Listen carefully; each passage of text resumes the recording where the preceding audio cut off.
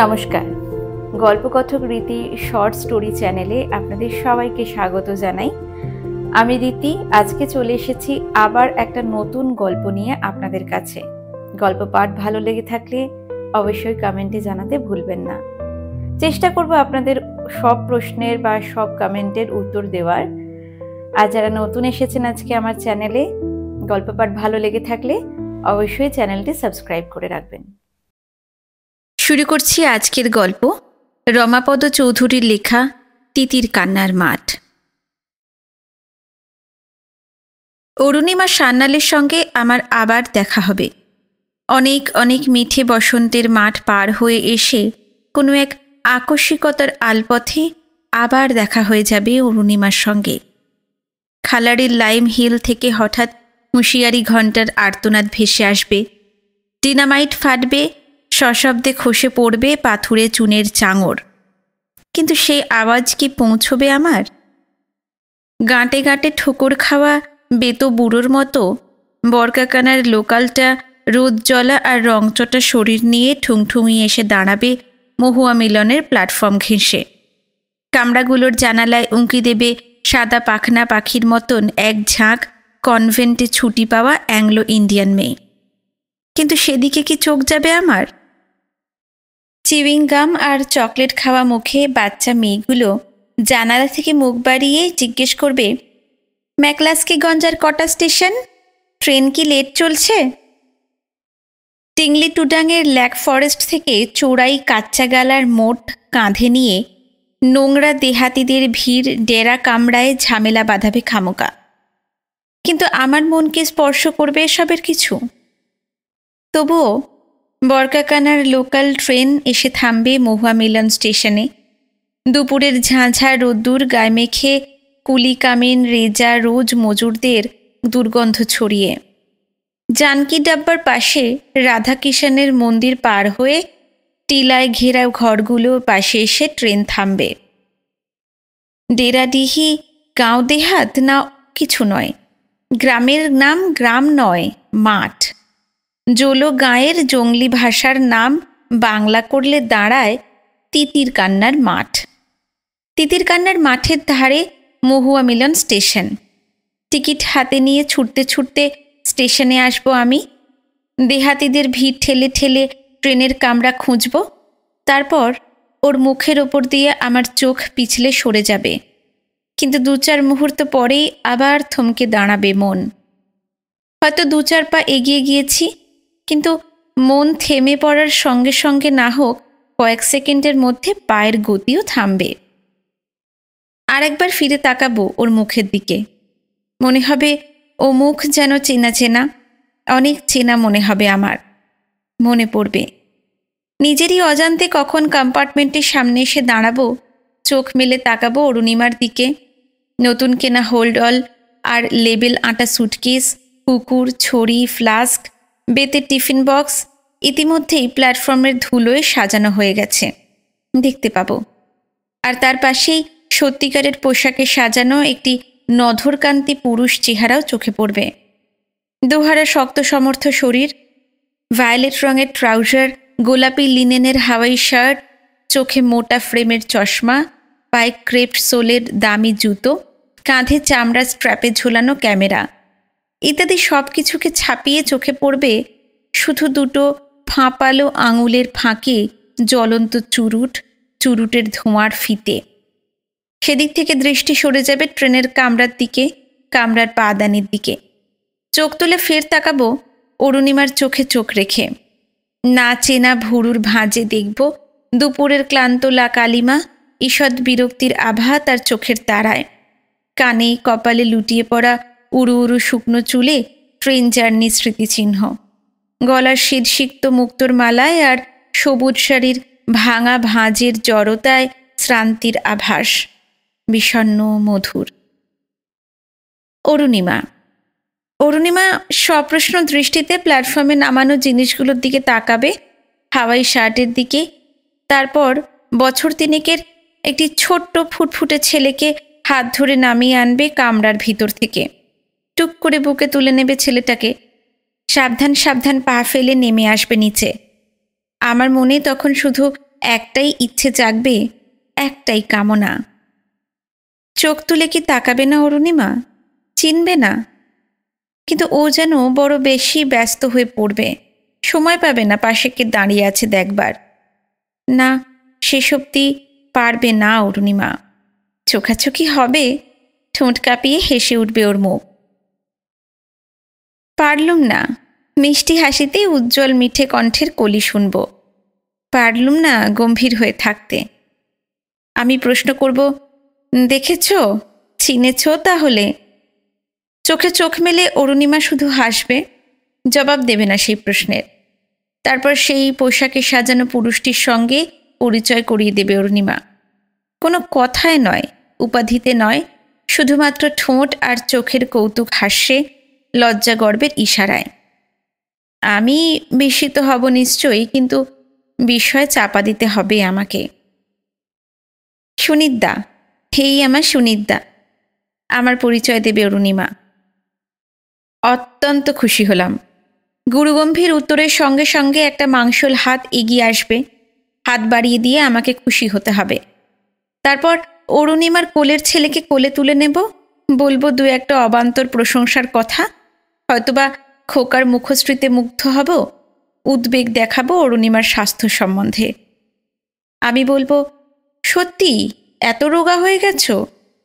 সেই জন্যই তো আশা। এত জায়গা থাকতে এখানে এলাম কেন, যদি শরীরই ভালো থাকবে। ওর কথা কাজ ভুলাবে, গন্তব্যের ঠিকানা ভুলবো আমি। অরুণিমা প্রশ্ন করবে, কোথায় যাবে? না গেলেই কি নয়? মুখে বলবে কাজ, কিন্তু মন আমার অন্য কথাই বলতে চাইবে। লটবহর কুলির মাথায় তুলে ওরা তখন চলতে শুরু করবে। কৌডুরয়ের ট্রাউজার চলবে আগে আগে, আমরা পিছনে। 3 বছরের ছেলেটাই আমাদের মাঝখানে চীনের দেওয়াল গেঁথে চলবে। এবার আমি চলি, আমি ফিরতে চাইব। ট্রেনের হুইসেল শুনতে পাবো, আর পর মুহূর্তেই খপ করে আমার হাত চেপে ধরবে অরুণিমা, অনুনয়ের দৃষ্টিতে আমার দিকে তাকাবে। কতদিন কত বছর পরে দেখা হলো বলো তো, আর আজই তোমার যত কাজ। আমি উত্তর হারাবো, চুপ করে থাকতে হবে। ও বলবে, কত কথা, না না তোমার যাওয়া চলবে না। এই নতুন জায়গায় কত অসুবিধে হবে বলো তো, তুমি না থাকলে। আমি আছি জেনে তো আসোনি অরুণিমা। হঠাৎ যদি এমনভাবে দেখা নাই হতো, অসুবিধে কামাবার জন্য কাকে পেতে তখন? কপালে ভুরু তুলবে অরুণিমা, বলবে, এত দূর থেকে এখানে শুধু ঝগড়া করতে আসিনি সুনিদ্দা। চোখ ছলছল করবে অরুণিমার, আর আমি আশ্চর্য হব এই ভেবে যে এমন সুযোগ বুঝে চোখে জল আনতে পারে মেয়েরা। তবু আমার যাওয়া হবে না। অরুণিমার অনুনয় উপেক্ষা করার মতন শক্তি আমি কোথায় পাব? টিংলি টুডাঙের লালাবাবুর বাড়িটা নাকি ওদের জন্য নতুন করে কলি ফিরিয়ে রাখা হয়েছে, বলবে লালাবাবুর দারোয়ান। 30 সালের ভাঙা ফোর্ডখানার দিকে ইশারা দেখিয়ে বলবে, লালাবাবুর চিঠি পেয়ে গাড়ি নিয়ে এসেছি। জানকি ডাব্বার পাশ দিয়ে গাড়ি চলবে, টাল খেয়ে খেয়ে সুরকির রাস্তা জুড়ে পড়ে থাকা হলদে মহুয়া মারিয়ে, আমলকি পাতার ঝিকিমিকি ছায়ায় পাগল মেম মেরি ওয়াটসনের বাংলোর বাগানের মাঝ দিয়ে, কন্টি করুয়া টিলা পাহাড়ির সড়ক ধরে। আঁকা বাঁকা রাস্তার ঝাঁকুনিতে অরুণিমা কখনো আমার দিকে ঢলে পড়বে, কখনো হাওয়াই শার্টের দিকে। অতখানি পথ, এতটা সময়, তবু একটাও কথা শুনবো না হাওয়াই শার্টের, হাসি দেখব না ফিকে সানগ্লাসের চোখে, যতক্ষণ না লালাবাবুর কুঠিতে এসে গাড়ি পৌঁছয়। মোটামুটি সব গোছগাছ হয়ে যাবার পর বাইরের বারান্দায় এসে ডেক চেয়ারে শরীর ঢেলে দেবে ফাঁপালো মানুষটা, চুরুটের বাক্স থেকে একটা চুরুট বের করে ধরাবে, এক মুখ ধোঁয়া ছাড়বে ধীরে ধীরে। তারপর প্রশ্ন করবে, কোথায় থাকা হয় আপনার? উত্তর দেব। তারপর বহুক্ষণ চুপচাপ বসে থাকবো দুজনে, কথা খুঁজে পাবো না। কৌডুরয়ের ট্রাউজারের নিঃশব্দতা ভাঙবে শেষকালে। দারোয়ানকে বলবে, কুয়ো থেকে জল তুলে দিয়েছ? স্নান করতে গেছেন মেম সাহেব? আমি উঠে দাঁড়াবো। চলি মিস্টার গুপ্ত, এখানেই তো আছি, আবার আসব। শুধু ঘাড় কাঁধ করে সম্মতি জানাবে হাওয়াই শার্ট, আর পর মুহূর্তেই বেতের টিফিন বক্স থেকে ইংরেজি ছবির কাগজ বের করে মন ফেরাবে। আমি চলে আসব, আমাকে চলে আসতে হবে। আর সারা পথ হাঁটতে হাঁটতে ভাবব অরুণিমা কি ভাববে। স্নান প্রসাধন সেরে অরুণিমা যখন বেরিয়ে আসবে তখন কি সুন্দরী না দেখাবে অরুণিমাকে, অনেক বেশি সুন্দর মনে হবে। ঠিক সেই হারানো দিনের অসহ্য রূপ নিয়ে কেউ বেরিয়ে আসবে, আর বেরিয়ে এসে যখন দেখবে সুনীতা চলে গেছে একটাও কথা না জানিয়ে, তখন তখন ওর চোখে কিসের ভাষা ফুটবে, ওর মনের বুকে কতখানি দোলা লাগবে, কতটা বিষয় জাগবে ওর চোখে। ভাবতে ভাবতে পথ ছোট হয়ে যাবে, আমার সময় পিছলে যাবে।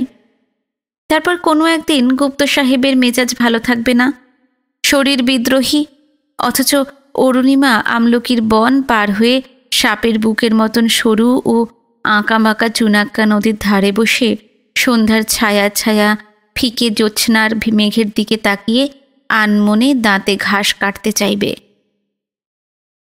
চোখের ইশারায় বিরক্তি প্রকাশ পাবে ওদের দুজনেরই। আর গুপ্তর মনের চারপাশে মনোমালিন্যের কুয়াশা রেখে অরুণিমা বেরিয়ে পড়বে খোকাকে সঙ্গে নিয়ে।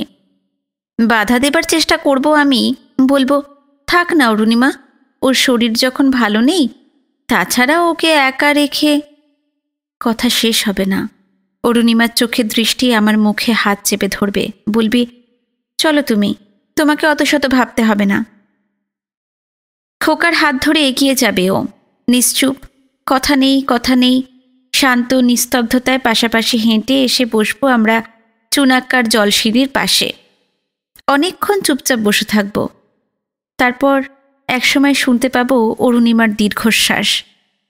অরুণিমা বলবে, আশ্চর্য, মানুষের মন কখন যে কি ভাবে। কেন, কে কি ভাবলো আবার? ও কি ভাবছে জানো? ভাবছে তোমার সঙ্গে আমার সম্পর্কটা স্বাভাবিক নয়। পুরুষ মানুষের মনে কত যে সন্দেহ। আমাকে হাসতে হবে, ব্যথার হাসি। ভাববো সত্যি যদি অরুণিমার সঙ্গে আমার কোনো একটা সম্পর্ক গড়ে উঠত, সুযোগ তো এসেছিল, সময়ও, আর আমার মন জুড়ে সেদিন অরুণিমার মুখই তো ভাসত শুধু। তবু আশ্চর্য মেয়েদের মন। আমার কথা শুনে খিলখিল করে কৌতুকে বিদ্রুপে অরুণিমার যে মুখ হেসে উঠেছিল সেদিন, সেই মুখ আবার লজ্জার ভার নামিয়ে দেবে চোখের পাতায়। আর সঙ্গে সঙ্গে মনে পড়বে আর একজনকে, অসীমেন্দুর কথা মনে পড়বে। নিজেই নিজের দীর্ঘশ্বাসে চমকে উঠব একসময়, বলবো কেন এমন হলো অরুণিমা? ও চোখ ফেরাবে, বুঝবে কি বলতে চাই, ধীরে ধীরে মাথা নামাবে, দু হাঁটুর ফাঁকে থুতনি রেখে একটা ঘাসের শীষ ছিঁড়ে নেবে। হঠাৎ যেন অনেক চেষ্টার পর উত্তর বেরোবে, বিশ্বাস করো সুনীতা, আমার ভুল নয়, আমার ভুল নয়, আমার দোষ নয়। কিন্তু অসীম তো তোমার জন্যই তার সমস্ত জীবন নষ্ট করল, তার অপরাধটা তুমি কোথায় দেখলে?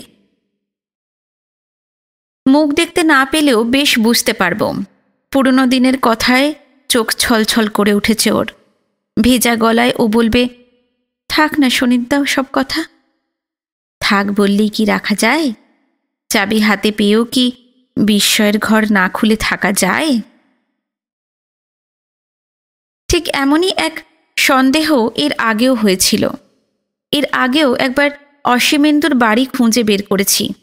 কলেজে পড়ি তখন, সব আসনেই আমরা তখন পাশাপাশি। হস্টেলে একই ঘরের দুটো সিট, আমি আর অসীমেন্দু।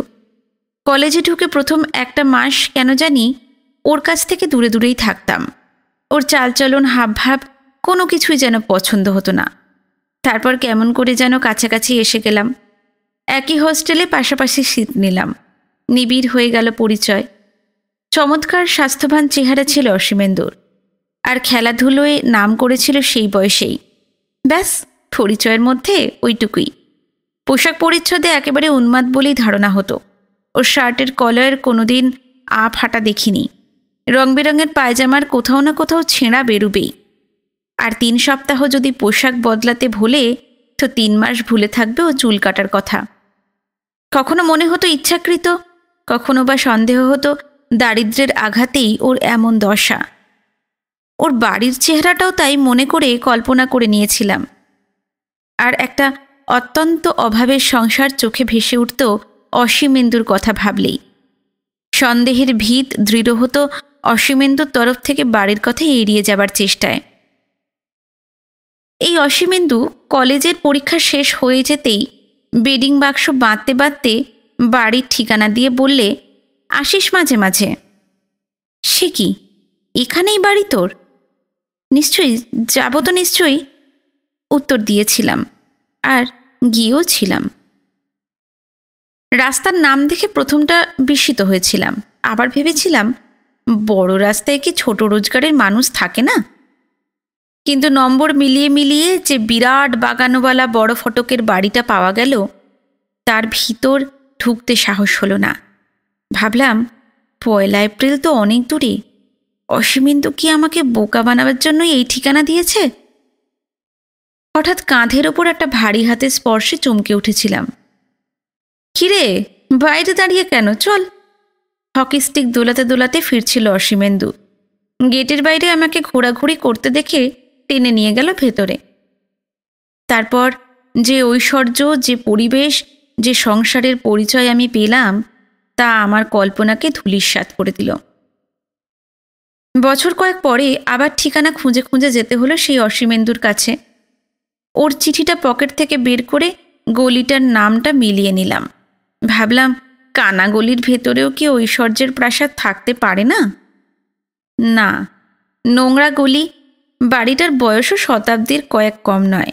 সামনের রোয়াকে 80 বছরের বুড়োর দাঁতের মতো কয়েকটা ভাঙা ইট ঝুলছে। দেওয়ালে শ্যাওলা, সবুজ রং করা কাঠের কপাট পচে গেছে 1 যুগ আগেই। কপাটের ওপরেই আলকাতরা লেখা বাড়ির নম্বর। কপাট ভেজানো ছিল, তবু কড়া নাড়লাম। কে? দরজা খোলা আছে। কয়েক মুহূর্ত দাঁড়িয়ে ভাবলাম ভেতরে ঢুকবো কিনা। এবারে নিশ্চয়ই অসীমেন্দুর নয়। ধারণা হলো আমার, অমন ঈর্ষার ঐশ্বর্য থেকে নেমে আসতে হবে কেন অসীমেন্দুকে? কে? এবার এলো মেইলি কণ্ঠে প্রশ্ন। হালকা পায়ে কে যেন এগিয়ে এলো। রঙিন এক টুকরো শাড়ির বিদ্যুৎ উঁকি দিল কপাটের আড়ালে। তারপর দরজা খুলে দিল সে, আর পর মুহূর্তেই, কে? আরে সুনিতা, তুমি? এসো ভিতরে, এসো সুনিতা। বাইরে দাঁড়িয়ে কেন? তখন থেকে যে কে কে করছি, সাড়া দিচ্ছ না যে। হাসিতে উচ্ছল হয়ে পথ দেখিয়ে নিয়ে গেল অরুণিমা। কতটুকুই বা পথ, দেখাবারই বা কি আছে? ছোট একখানা ঘর, সামনে এক ফালি বারান্দা, এক কোণে ইট সুরকি, ভাঙা কাচ, অকেজো লোহার শিক, তারের জাল, সব স্তূপাকার হয়ে পড়ে আছে। বারান্দার একপাশে একটা মোড়ার ওপর বসে টেনিস র্যাকেটে স্ট্রিং আঁটছিল অসীমেন্দু। র্যাকেটটা দূরে সরিয়ে রেখে একটা সস্তা সিগারেট ধরালো। বলল, আয়, কবে এলি? বললাম। অরুণিমা প্রশ্ন করলে, মহুয়া মিলনেই আছো? ঘাড় নাড়লাম। অসীমেন্দুকে বললাম, খেলার নেশা এখনো তোর আছে তাহলে? ও হাসল, বলল, কেন, গাটিং করাবার পয়সা নেই বলে বলছিস? না না, বয়সের কথা। এত বয়সেও খেলার আবার বয়স আছে নাকি? অরুণিমার হাসি চোখে হাসি রাখল অসীমেন্দু। কোষ্ঠীতে আছে এবছর আমার যশপ্রাপ্তি যোগ। নির্ঘাত বেঙ্গলস নাম্বার 1 হচ্ছি এবার। আমি বললাম, হলে খুশি হব, কিন্তু কি খবর বলতো? হঠাৎ একদিন বাদে এমন জরুরি ডাক? অরুণিমা বাধা দিল, ও মা, তাই নাকি? আমি ভাবলাম একদিন বাদে বোধহয় আমাদের কথা তোমার মনে পড়েছে। কই, সুনিতাকে আসতে লিখেছ বলনি তো আমাকে? অসীমেন্দু হেসে বলল, সব কথা বলার সময় কই অরুণী? অরুণিমা কপট অভিমান দেখালো। তারপর বলল, বসো, তোমরা গল্প করো, আমি বাড়ি থেকে চা করে আনি। বলেই কপাট খুলে বেরিয়ে গেল। আমি বললাম, কি ব্যাপার বলতো? কেমন যেন রহস্য রহস্য ঠেকছে। বিয়েটা হয়ে গেছে? অরুণিমা কি এখানেই থাকে? অসীমেন্দু নিভিয়ে রাখা সিগারেটটা আবার ধরালো। বললে, না, এখনো হয়ে ওঠেনি, কিন্তু বিয়ে করব জেদ ধরাতেই এই হাল। ত্যায্যপুত্তুর। আর ওর বাড়ি থেকে? হ্যাঁ, আপত্তি তো আছেই। আচ্ছা, বড় লোকের ছেলে না হলে বোধহয় ত্যায্যপুত্র হয় না, কি বলিস? হো হো করে হেসে উঠল অসীমেন্দু। আমি বললাম, হ্যাঁ, অনেকটা সত্যি। গরিবের ছেলেরা তো এমনিই ত্যায্য হয়ে থাকে। অরুণিমা কি কাছেই থাকে নাকি? হ্যাঁ, দুটো বাড়ি পরেই। ওই তো জুটিয়ে দিয়েছে ঘরটা। Monthly rent 30 chips. তারপর তোর কি খবর বল? বললাম আমি আমার খবর। মহুয়া মিলন চুনের কারখানা অ্যাসিস্ট্যান্ট ম্যানেজারই। অসীমেন্দু দীর্ঘশ্বাস ফেলল। আর পারছি না রে। অরুণীকে বাদ দিয়ে বেঁচে থেকে কি লাভ বল? বাদ দিতে কে বলেছে? খেলাটা আমার নেশা, তাই ছাড়তে পারি না। তাও চাঁদাটা ওর কাছে হাত পেতে নিতে হয়। খেলোয়াড়রা তো চেষ্টা করলেই চাকরি পায়। নে না একটা জোগাড় করে, তাহলেই তো সব সমস্যা মিটে যায়। অসীমেন্দু চুপ করে রইল, উত্তর দিল না। সিগারেটের শেষটুকু চায়ের পেয়ালায় ফেলে দিয়ে আবার র্যাকেটে স্প্রিং টানতে শুরু করল। অনেকক্ষণ কোনো কথা বলল না। তারপর হঠাৎ যেন ব্যর্থতায় ভেঙে পড়ল। বলল, লেখাপড়াটাও যদি করতাম তখন। চেষ্টা কি কম করেছে সুনীত, কিন্তু সবাই সার্টিফিকেট দেখতে চায়। আমার মনে পড়ল, সত্যি ছেলে তো খারাপ ছিল না অসীমেন্দু, কিন্তু ওর সারা মন জুড়ে যে তখন শুধুই অরুণিমা। শুধু কি ওর, আমার মনেও তখন অরুণিমার নামের গানের কলি হয়ে বাজছে বারবার। অরুণিমা নেশা ধরাতো আমার মনে, আর ওর কাছে অরুণিমা ছিল জীবন। এই তো ভালোবাসা, একেই তো বলে প্রেম। অরুণিমার জন্য সমস্ত ভবিষ্যৎ নষ্ট করেছে অসীমেন্দু। বঞ্চিত হয়েছে তার উত্তরাধিকার থেকে। বেছে নিয়েছে দারিদ্র্যের পথ, হতাশার পথ। তবু ওদের ভালোবাসায় ভাঙন ধরেনি, বরং জীবন পেয়েছে। আর আমি ভুলেই গিয়েছি অরুণিমাকে হয়তো। অরুণিমা আমাদের হস্টেলে সুপারিনটেন্ডেন্টের মেয়ে অরুণিমা সান্যাল। চতুর্দিকে হস্টেলের 14টা ওয়ার্ড, মাঝখানে বেশ খানিকটা ফাঁকা সবুজ মাঠ। খেলাধুলে প্রতিটি অপরাহ্ন মুখর হয়ে উঠত। খেলতো আর কজন, দেখত সকলেই। দোতলা আর তেতলার বারান্দার রেলিং খালি থাকতো না। 290 জন বোর্ডারের অধিকাংশই এসে জড়ো হতো বিকেল হতে না হতেই। আর একজন হস্টেলের পশ্চিম পাখনায় সুপারিনটেন্ডেন্ট প্রফেসর সান্যালের মেয়ে অরুণিমাও এসে দাঁড়াতো দোতলার বারান্দায়। 290 জন বোর্ডারের নিঃসঙ্গ জ্বালায় একমাত্র শিশির বৃষ্টি।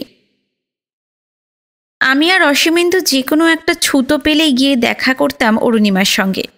যেমন করে হোক, দুটো কথা বলতে হবেই, আর বলাতেও হবে। হাসাতে চাইতাম ওকে, ওর হাসি দেখবার জন্য। কোনোদিন হয়তো ছুঁচসুতো চাইতে গেছি আমি। অসীমেন্দু পরের দিনই গিয়েছে, শার্টের বোতামটা লাগাতে পারছি না, লাগিয়ে দেবে অরুণিমা। বয়স অরুণিমার তখন কতই। আমাদের অপারদর্শিতায় হেসে লুটিয়ে পড়তো ও। প্রফেসর সান্যালের কাছে টেনে নিয়ে যেত আমাদের। তোমার ছাত্রদের কাণ্ড দেখো বাপি, শার্টের হাতায় কোটের বোতাম লাগিয়েছে। ও তো আর বুঝতো না, সবই আমাদের ইচ্ছাকৃত। এমনি করেই আমাদের আলাপ গড়ে উঠেছিল। অরুণিমাকে একটার পর একটা কাজ করে দেওয়ার সুযোগ দিয়ে, আর অরুণিমার ছোট ভাইটিকে আদর করে। তখন আমরা দুজন দুজনের বন্ধু। তারপর নিজেদেরই অজ্ঞাতে কখন থেকে যেন আবার পরস্পরকে ঈর্ষা করতে শুরু করলাম। খেলা খেলা ভাব কখন যেন জীবনের মেখলা হয়ে দেখা দিল। আমরা পরস্পরকে এড়িয়ে অরুণিমার সঙ্গে দেখা করতে শুরু করলাম। আমার যখন একখানা পোস্টকার্ডের জরুরি দরকার পড়ত, অসীমেন্দু তখন কিছুতেই টিংচার আয়োডিনের দরকার হতো না। অসীমেন্দু যখন কলেজ স্ট্রিটে কেনা আমের ঝুড়িটা বাড়ি থেকে পাঠিয়েছে বলে প্রফেসর সান্যালকে দিয়ে যেত, আমায় পোকায় কাটা সার্জের শার্টে রিপু করার কথা কিছুতেই মনে পড়তো না সেই সময়। এমনি করে একজন আরেকজনকে এড়িয়ে অরুণিমার মনের প্রবেশপথ খুঁজে চলছিল। আর কেন, কেমন করে জানি না, আমরা দুজনেই নিজের নিজের মনে ভাবতাম অরুণিমার প্রেমের ছোঁয়া পেয়েছি আমি, প্রীতির ছোঁয়া পেয়েছে অন্যজন। অথচ হাবভাব চলনে বলনে এতটুকু পার্থক্য আছে বলে মনে হতো না। ভাবতাম, এর চেয়ে মিষ্টি করে চোখের তারা নাচিয়ে কি অরুণিমা হাসতে পারে? এমন গানের মতো গলায়, সুরের মতন কণ্ঠস্বরে আরও বেশি আন্তরিকতা ঢেলে কি অরুণিমা কথা কয় অসীমেন্দুর সঙ্গে? ওর কাছেও কি এমন কারণে অকারণে শরীর নাচায় অরুণিমা? ঠিক এতখানি সারল্যের ভান করে কি অসীমেন্দুরও হাত চেপে ধরেও? অসীমেন্দু যখন ফুটবল ম্যাচের রিলে শুনতে শুনতে কাগজের গ্রাফে বলটা কখন কোথায় দেখিয়ে দেয়, তখনও কি অরুণিমা এমনিভাবেই চেয়ারের কাঁধ ডিঙিয়ে অসীমেন্দুর কাঁধে নরম শরীরের ভর দেয়? এই বিশ্বাস দৃঢ় হতে হতে ক্রমশ ধৈর্য হারালাম আমি। একদিন কি বলেছিলাম মনে নেই, কেমন করে বলেছিলাম ভাবতেও লজ্জা হয় আজ। পাগলের মতন হঠাৎ গিয়ে হাজির হয়েছিলাম ওর সামনে। আচমকা ওকে কাছে টেনে নিয়ে অনর্গল উচ্ছ্বাসে কত কি বলেছিলাম। অনেক অনেক রাত জাগা স্বপ্নের সানানো বানানো কথা নয়, স্বতঃস্ফূর্ত উচ্ছ্বাসের কথা, প্রেম ভালোবাসার কথা। আর আর অরুণিমা সে কথা শুনে খিলখিল করে হেসে লুটিয়ে পড়েছিল। বলেছিল, পাগল হয়ে গেছে নাকি সুনিতদা? যাও মাথায় একটু ঠান্ডা জল ঢেলে এসো। ওর প্রত্যাখ্যান, ওর বাঁকা হাসির বিদ্রূপ হয়তো সহ্য হতো, কিন্তু অসীমেন্দুর কানেও আমার লজ্জার খবর, আমার পরাজয়ের কাহিনী যখন পৌঁছে দিল, তখন আর ক্ষমা করতে পারলাম না। ঠাস ঠাস করে দুটো চর বসিয়ে দিয়েছিলাম অরুণিমার গালে। চোখের জলে আক্রোশের অভিশাপ ঢেলে বলেছিলাম, এতদিন যে নাটুকেপনা করে এসেছ, তাতেই খুশি হওনি? আমার দুর্বলতায় নিজে হেসে সন্তুষ্ট হওনি? সকলের চোখে আমাকে হাস্যাস্পদ করে তুলতে চেয়েছ। কিন্তু মনে রেখো অরুণিমা, এর প্রতিশোধ একদিন আমি নেবই। তোমার অবস্থা দেখেও একদিন আমি প্রাণ খুলে হাসব। ঠিক এই কথাই হয়তো নয়, কিন্তু এই ধরনেরই কথা আরও অভদ্র শব্দের মারফত ওকে শুনিয়েছিলাম সেদিন। আর মনে মনে ভেবেছিলাম, মেয়েরা কত হৃদয়হীন, কত নৃশংস। ওরা যে প্রেমিককে ভালোবাসে তাকেই হিরো ভাবে, আর যে প্রেমিক ভালোবাসা পায় না, ওদের চোখে সেই হয় সার্কাসের ক্লাউন। অথচ দুজনেই তো সমান ভালোবাসে, দুজনের প্রেমই তো সমান নিখাদ। আশ্চর্য, সময় সব কিছুই ধুয়ে মুছে নিতে পারে। স্লেটে লেখা নামের মতন সব স্মৃতি, সব অভিমান সময়ের জলে ধুয়ে মুছে গেল একদিন। অসীমেন্দুকে বললাম, ভুল করেছিলাম, তুই মাফ করিস। অরুণিমাকে বললাম, দোষ আমার নয়, অপরাধ আমার নির্বুদ্ধিতার। শুধু কি তাই, নতুন কেনা ক্যামেরায় ওদের দুজনের একটি ছবি তুলে দিয়ে ভুলের প্রায়শ্চিত্ত করতে চেয়েছিলাম। সেই অরুণিমা আর অসীমেন্দুর সঙ্গে আবার দেখা হয়েছিল। কয়েক বছর বাদে বিস্মৃতির সুতোয় সুর বেজেছিল নতুন করে। তারপর যাবার দিন অসীমেন্দু চুপি চুপি বললে, অরুণীকে বলিস না যেন তোকে আমার এই বিপদের সময় ডেকেছি। কেন কেন ডেকেছিস তা তো বুঝলাম না এখনো। বিষণ্ণ হাসি হাসলেও আমার কথা শুনে বললে, লাইম ফ্যাক্টরির অ্যাসিস্ট্যান্ট ম্যানেজার তুই, তোর এখন কত প্রতিপত্তি। সুনিত, একটা ব্যবস্থা করে দে তুই। আমি জবাব দিতে পারলাম না, চুপ করে রইলাম। অসীমেন্দু বললে, শোন না, যে কোনো একটা চাকরি তুই চেষ্টা করলেই হয়ে যাবে, আমি জানি। আমাকে শুধু এখান থেকে পালিয়ে বাঁচতে দে সুনিত। আমি আর অরুণী যেমন করে হোক চালিয়ে নেব। শুধু আত্মীয় স্বজন, বন্ধু বান্ধবদের উপহাস থেকে আমাকে বাঁচা তুই। উপহাস? অদ্ভুত শোনালো কথাটা। প্রেমের ব্যর্থতাই তাহলে সবচেয়ে বড় লজ্জা নয়? এর চেয়েও বড় লজ্জা, বড় দুঃখ আছে। অর্থাভাব কি তাহলে আরও গভীর বিদ্রূপ? বললাম, তুই ভাবিস না, আমি আছি তো, আমি এখনো তোর বন্ধু। অসীমেন্দু আমার কথায় আশ্বস্ত বোধ করল যেন। একটা সশব্দ দীর্ঘশ্বাসে সব ক্লান্তি ঝেড়ে ফেলে বললে, অরুণিমার জন্য আমি সব কিছু হারিয়েছি, হারাতে রাজিও আছি, কিন্তু অরুণিমার কাছে যেন আমি হেরে না যাই। অরুণিমা আর অসীমেন্দু যখন ট্রেনে তুলে দিতে এলো, তখনও আশ্বাসে দিয়েছিলাম অসীমেন্দুকে, আর হাসতে হাসতে বলেছিলাম, আবার দেখা হবে অরুণিমা। তিক্ত ব্যথিত মুখে অরুণিমা বলেছিল, কে জানে সুনিতদা, হয়তো দেখা নাও হতে পারে আর। তবু আবার মন বলেছিল, দেখা হবে। আবার দেখা হবে অরুণিমার সঙ্গে। খালাড়ির লাইম হিলে সেদিনও খবরদারি ঘণ্টি বেজে উঠবে। বরকাকানার লোকাল এসে দাঁড়াবে মহুয়া মিলন স্টেশনে। জানকী ডাব্বাকে পাশ কাটিয়ে রাধাকিষাণের মন্দির পার হয়ে সুরকির রাস্তা জুড়ে পড়ে থাকা হলদে মহুয়া মারিয়ে আমলকি পাতার ঝিকিমিকি ছায়ায় পাগলি মেরি ওয়াটসনের বাংলোর বাগানের মাঝ দিয়ে কুন্টিকড়ুয়া টিলা পাহাড়ি সড়ক ধরে টিংলিটুডাং ব্ল্যাক ফরেস্টের ইরজারাদার লালাবাবুর নতুন করে কলি ফেরানো বাড়িতে এসে উঠবে অরুণিমা। আর অরুণিমার হাওয়াই শার্ট, কর্ডুরয়ের ট্রাউজার, ক্রেপসোলের জুতো, চোখে মোটা ফ্রেমে সানগ্লাস পরা ফাঁপালো চেহারার আয়েশি স্বামী। তারপর একদিন অরুণিমার 3 বছরের ফুটফুটে ছোট্ট খোকাকে কোলে নিয়ে শান্ত বিকেলের ছায়া থমথম তিতির কান্নার মাঠ পার হয়ে চুনাক্কা নদীর জলসিঁড়ির ধারে এসে আমরা বসব, আমি আর অরুণিমা। পাশাপাশি চুপ করে বসে থাকব দুজনে, অনেকক্ষণ কেউ কোনো কথা বলবো না। কিন্তু সে অসহ্য নীরবতা ভাঙবার জন্য আমাকে একসময় বলতেই হবে, এমন কেন হলো অরুণিমা? অরুণিমা বলবে, থাক না সুনীতদা, ওসব কথা থাক। থাক বললেই কি রাখা যায়? আমি বলবো, তোমাকে সুখী দেখতে চেয়েছিলাম অরুণিমা। ও খিলখিল করে হেসে উঠবে, বলবে, আমি অসুখী এমন ধারণা তোমার কেন হলো? বরং অসুখী হওয়ার হাত থেকে আমি বেঁচে গেছি। আমি চমকে ওর দিকে ফিরব, ভাবব অরুণিমার এই হাসি কি সত্যি না কাপড়টের প্রলাপ? অসীমেন্দুর অনুরোধে নয়, তোমাকে সুখী দেখবার জন্যই বড় সাহেবকে বলে ওর চাকরির ব্যবস্থা করে দিয়েছিলাম। আর অসীমও চাকরি নিয়েছিল নিজের সুখের জন্য নয়, তোমাকে সুখী করবার জন্য। অরুণিমা, তুমি জানো না ও তোমাকে কত ভালোবাসত। জানি, ঠোঁট কাঁপিয়ে হাসবে অরুণিমা। তুমি হাসছ অরুণিমা, কিন্তু অদূরের লাইম হিলটার দিকে আঙুল দেখিয়ে আমি বলবো, ওই পাহাড়টার দিকে যতবার তাকাই ততবারই অসীমেন্দুর জন্য আমার খুব দুঃখ হয়। চমকে চোখ তুলে পাহাড়টার দিকে তাকাবে অরুণিমা, আর আমি ওর চোখের কোণে সহজ সহানুভূতি খুঁজব।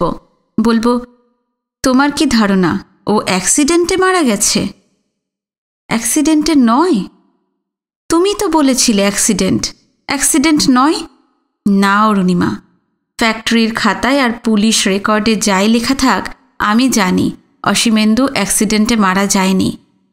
তবে যে কথা কোনোদিন কাউকে জানাবো না ভেবেছিলাম, যে কথা অরুণিমার কানে কোনোদিন পৌঁছতে দেব না প্রতিজ্ঞা করেছিলাম, সে গোপন রহস্যের চাবি খুলে দিতে আমি বাধ্য হব। বলবো, চাকরিতে যোগ দিয়েই কত যে স্বপ্ন দেখতে শুরু করেছিল। প্রতিদিন সন্ধ্যায় আমরা দুজনে মিলে ওর বাসা সাজাতাম। তোমার পছন্দ মতো আসবাব তৈরি করিয়ে ঘর সাজাতো ও। বিছানার চাদর, জানলার পর্দা, সব কিছুর রং বাছত তোমার পছন্দ মতো। সামনের বাগানে ফুলের চারা বসিয়েছিল, যে ফুল তুমি খোঁপায় পড়তে ভালোবাসতে। আমার প্রত্যেকটা কথা অরুণিমা শুনবে সজাগ কান পেতে, অথচ চেয়ে থাকবে অন্যদিকে অন্যমনস্কতার ভান করে। তারপর একসময় আমার চোখকে ফাঁকি দিয়ে আঁচলে মুখ মুছবে, কিন্তু মুখ তো নয়, চোখের ওপরই সেই আঁচল থমকে দাঁড়াবে অনেকক্ষণ। ওকে মন হালকা করার একটু সময় দিয়ে আমি বলবো, তারপর চিঠিতে ও জানিয়েছিল তোমাকে, লিখেছিল, কবে আসছো? এই ফুলের চারায় জল দেবার ভার কবে থেকে তোমার ওপর পড়বে? লিখেছিল, সুনীতকে তুমি ভুল বুঝেছিলে অরুণী, সুনীতই আমাদের নতুন জীবনের প্রথম ঘর বেঁধে দিল। এ কথায় চোখ তুলবে না, 2 হাঁটুর ফাঁকে মুখ লুকোবে অরুণিমা। আমি বলবো, তারপর হঠাৎ একদিন ও চলে গেল তোমাকে নিয়ে আসবার জন্য। আমাকে বলে গেল, সানাই বাজাবার ব্যবস্থা করে রাখো। মা ওর হাতে টাকা দিয়ে বললেন, বেনারসি শাড়ি কিনে বৌমাকে পরিয়ে নিয়ে এসো অসীম। তোমার মা যেমন করে বরণ করে ঘরে তুলত তাকে, আমিও তাকে তেমন করেই ঘরে আনব। অরুণিমার কাছে আমার কথা অসহ্য হবে। ও কান্নায় হঠাৎ ভেঙে পড়বে, বলবে, থাক সুনীতা, ওসব কথা আমি শুনতে চাই না। কিন্তু আমি যে শোনাতে চাই। 7 দিন পরে স্টেশনে আনতে গেলাম যেদিন, সেদিন অসীমেন্দু একা কেন ফিরে এলো? এত আশা করেও তোমাকে কেন খুঁজে পেলাম না ওর পাশে? এই কথা আমি শুনতে চাই অরুণিমা। হ্যাঁ, আমারই দোষ, সমস্ত অপরাধ আমার, কিন্তু ক্ষমা করো সুনীতদা, যা গেছে তা যাক, সে কথা আমাকে আর শুনিও না। শুধু কি আমি? মা কতবার প্রশ্ন করেছিল, কতবার জানতে চেয়েছিল, কিন্তু কোনো দিন একটা কথাও বলেনি অসীমেন্দু। তারপর তোমার সেই পরিচিত হাতের ঠিকানা লেখা চিঠি এলো।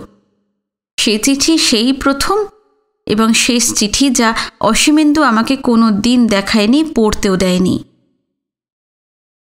আমি আশা করব এরপরেই হয়তো অরুণিমা সত্যিকার ইতিহাসটুকু জানবার জন্য আগ্রহ দেখাবে, ব্যাকুল হয়ে উঠবে অসীমেন্দুর কথা শোনার জন্য। কিন্তু কোনো উৎসুকই ফুটবে না ওর মুখে চোখে, কোনো ব্যাকুল বিষণ্ণতা চোখে পড়বে না আমার। ঘৃণায় আক্রোশে সমস্ত শরীর জ্বলে উঠবে আমার, আর আমি একটা কথাও বলবো না। মনে পড়বে শুধু অসীমেন্দুকে। ডিনামাইট ফাটিয়ে চুনের চাঙড় খসাবার অন্তত আধ ঘন্টা আগে সাবধানী ঘণ্টি বেজে ওঠে, বেজে উঠেছিল। আর এই ঘণ্টি যে কোনো জঙ্গলি দেহাতিও চেনে। তাছাড়া অসীমেন্দু তো সেদিন ডিউটি ছিল অন্য সার্কেলে, 340 সার্কেলে। সেদিন সে সময় যাওয়ার তো কোনো প্রয়োজনই ছিল না তার। তবু কারখানার খাতায় লেখা ছিল অ্যাক্সিডেন্ট, পুলিশের রেকর্ডেও। কিন্তু সাব ইন্সপেক্টর পাণ্ডে বলে গিয়েছিল, অ্যাক্সিডেন্ট নয় সুনীতবাবু, সুইসাইড। অরুণিমা সানিয়াল বলে কেউ জান পেহচান আছে আপনার? তার লেখা চিঠি ছিল ওভারসিয়ার বাবুর পকেটে। কিন্তু সে কথা আমি বলবো না অরুণিমাকে, বলতে আমার ইচ্ছাও হবে না। জীবনে যে সব কিছুই পেয়েছিল, সব কিছুই যে হারিয়েছিল, এই সামান্য একটি মেয়েকে ভালোবেসে তার কাছ থেকে মৃত্যুর পরে কি 2 ফোঁটা অশ্রুর বেশি কিছু পাওনা নেই তার? আশ্চর্য মেয়েদের মন, মনে হবে অদ্ভুত মেয়ে এই অরুণিমা। শুকনো গলায় আমি বলবো, চলো অরুণিমা, সন্ধে হয়ে এলো। অরুণিমা তবু উঠবে না। তারপর হঠাৎ ও আমার হাত চেপে ধরবে, বলবে, জানি সুনীতদা, জানি অ্যাক্সিডেন্ট নয়, ও আত্মহত্যা করেছিল।